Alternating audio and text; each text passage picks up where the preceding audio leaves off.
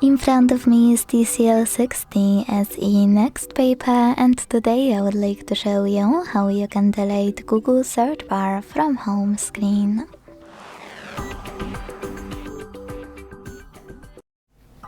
Begin by holding your search bar and waiting for Remove section to show up.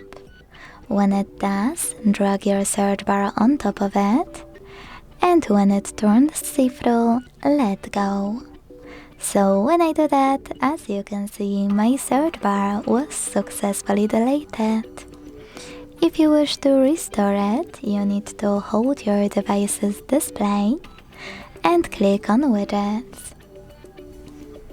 Then scroll down to look for a Google app, and when you find it, click on it.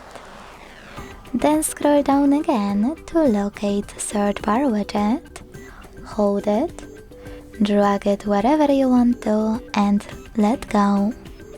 Then click on home button. Thanks so much for watching. If you enjoyed this video, leave a like, comment and subscribe. Bye!